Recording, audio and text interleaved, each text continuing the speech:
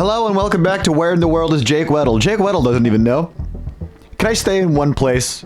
Please? Relax, this is Dr. Pepper. I'm relapsing. This is a cry for help. No, not only have you guys requested this in the comments over and over and over again, but I've also had people in my life personally walk up to me and say, hey, can you please review James Acaster's Hecklers Welcome? Please, please. We've talked a lot about hecklers on this channel, the psychology of them and how to fight them publicly, live on stage. But never have I watched a special where the vibe of the special was, please come and heckle. Now, as a stand-up, I have, done shows where the vibe of the show was encouraging the audience to heckle. In New York City, when I first moved there was the heckle mic at Cellar 77, RIP. It then was at Revisions Lounge for a while, and I don't know if it's still around. Someone else tell me. But at those heckle mics, I have heard some of the meanest things said about me to my face. Actually, not in the comments section, but to my face. Some of my favorite heckles about myself were, you look like you're built like a surfboard. I've heard 1,000 bits about the mustache, about my vibe, about my dad. Y'all fuckers don't scare me. Go to a heckle mic, see what happens. No, but James Acaster said, let's do a special where the entire audience is encouraged to heckle me and make an actual comedy special out of it. Very insane thing to do. I cannot wait to watch this. Now, again, to be quite honest, I am not that familiar with James Acaster's work. I believe I have seen most of his specials at least once. He is one of those, more on the artsy-fartsy side, trying to do something different with the form, which I respect and commend. James Acaster has called out comedians for just being very, very transphobic. He's critiqued comedy and the environment around comedy plenty of times. I also should do a deep dive on James Acaster generally, because I'm not too familiar with his work, so it would give me more of an excuse to binge his shit, so I can purge it back at you. Not sponsored. Not sponsored by Dr. Pepper. If you want to, I'm right here. So this special came highly recommended. I figured I should do a bit of a puff piece. I feel like I was a little hard on the YouTuber comedians last week, so this one's gonna be a nice one, huh? Thank you, Nicole, for letting me borrow your HBO Max subscription. Aw, Nicole, you have ads? Fuck you, Nicole.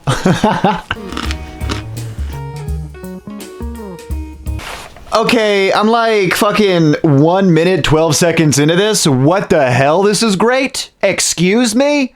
I know it's just the intro, but goddamn. Goddamn, is this gonna be a fun one? Is this gonna be a fun one, goddamn? All right, full review in 5 seconds.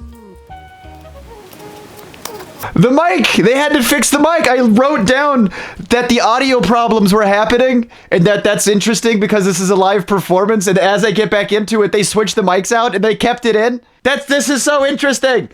This is so fun and cool! I'm hyper fixated! Alright, I'm watching again. We're back. We're done. We watched it in its entirety. Oh, specials are always so long. Alright, I got some notes. Here we go. Okay, James Acaster's Hecklers Welcome. What did I think about it? Full and complete thoughts. It was good. I liked it. I thought it was really good. I think there's two schools of thought when it comes to making a stand-up special nowadays. I feel like there are 50% of the people who think you should do like some kind of artsy-fartsy, like conceptual angle to it, which I lean a little more towards on my stuff. And then there's your traditional joke robots. A stand-up special is supposed to be in its truest form, stand-up setups, punchlines. Don't do anything different to the form. Maybe on one hand you have your Mark Normans, your Joe Lists, Sam Morrill comes to mind. But then you have people like Norm Macdonald or Taylor Tomlinson who have very, fantastic joke economy. But it's still a performance.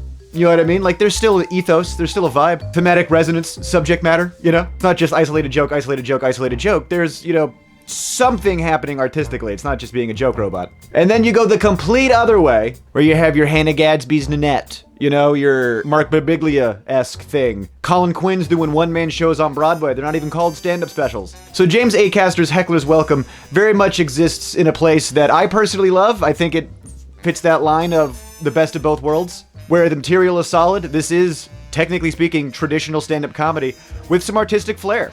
Something that sets it aside creatively from other specials. Yes, great, good thing to do. Now, my expectation for this special, not just based on how this was marketed, but also the first 3 minutes worth of intro that they give, it gave me the expectation that there was going to be a lot more heckles.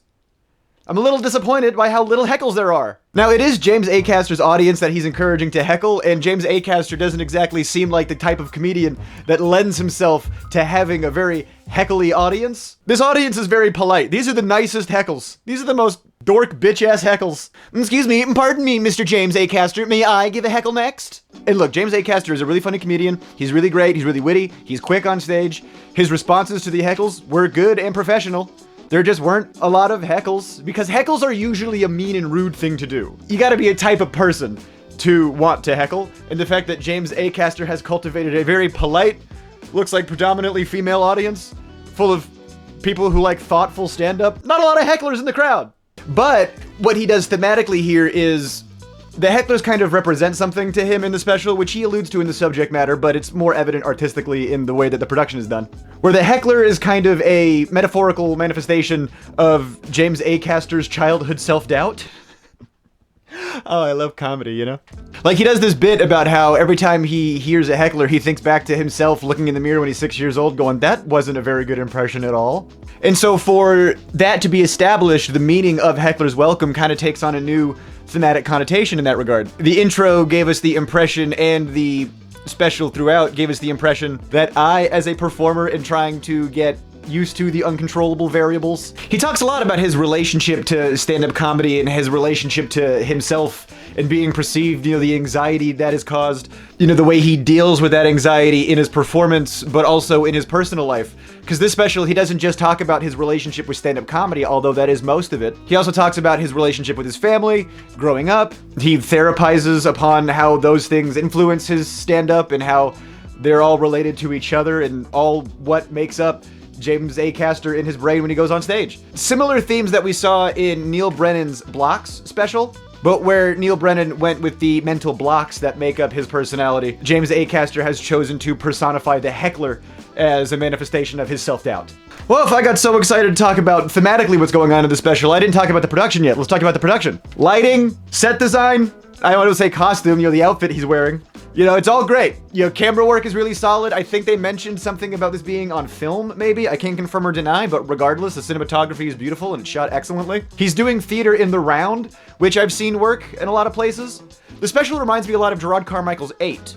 For a bunch of reasons, not just in the production, but also the way that James Acaster and Gerard Carmichael both utilize negative space in a very specific way. Now, we've talked a lot about negative space recently on this channel, but what James Acaster and Gerard Carmichael do with that negative space is they build emotional resonance and emotional tension. Now, there's tension built into negative space regardless, because by definition, you are making the audience wait. They're on hold. What's happening next, huh? But not just the passage of time and absence of sound can create tension. You can also create that tension emotionally by lingering on something that's maybe a little more profound to linger on, a little more emotionally resonant. You know, the subject matter that Gerard Carmichael and James Acaster talk about, you know, are a little more personal, and they're told with a little more emotional gravitas. So that when James Acaster or Gerard Carmichael do come in with that punchline that breaks the tension, not only are we laughing because the tension is broken physically, but it's also like that weight is lifted. Oh, wow, what? Yeah, the editing is great. Again, camera work is great. It's theater in the round, but doesn't feel... His performance in theater in the round and the way it's shot, theater in the round, 10 out of 10. Great jobs all around. Style, tone, James Acaster knows what he's going for, and he's nailing it, and he knows it, and he's doing it. I mean, this is his like 5th or 6th special at this point. Like, he knows what he's doing. And I'm not familiar with his other work, so comment below if I should do a deep dive on more James Acaster work, because so far, this is amazing. This is great. I love this. Something else he does throughout the special, which I found very interesting, is there's these cuts that seem to serve a couple of different utilities. For one, they might like break up some of the, you know, monotony of just looking at a screen watching somebody do stand-up, you know, the retention mechanisms, you know, oh, what, this is interesting. But they also seem to allude to something that's maybe coming down the line, which is what I thought watching this. I was like, oh, something's coming. We're building, we're foreshadowing.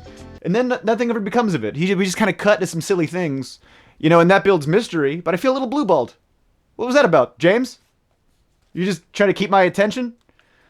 I was locked in. I'm not, you know, I guess, you know, the algorithm guys are getting to you. I hear you. But yeah, no, I thought the special was really, really good. I'm a little disappointed and confused based on some of the expectations that I had going into it. A, based on how it was marketed, and B, how the intro started. But if they didn't lean that heavy into that gimmick, I'll say, I don't think I'd review it higher, but that definitely wouldn't bother me. I also understand it was for some thematic stuff, but it wasn't just a marketing gig. It was just the marketing angle bothered me. As a standalone special, I think this is very well done. I think James Acaster is brilliant. I prefer a stand-up special that's a little more conceptual, a little more artistic, a little more creative. And James Acaster knocked that out of the park. I'm gonna give this an 8 out of 10. Have you seen James Acaster's Hecklers Welcome? Is it as good or better as his other stuff? What else should I review? Leave in the comments down below. What do you want to see on the channel? Please give me some direction. If you want to become a member or join on the Patreon, then you can see videos early before they come out.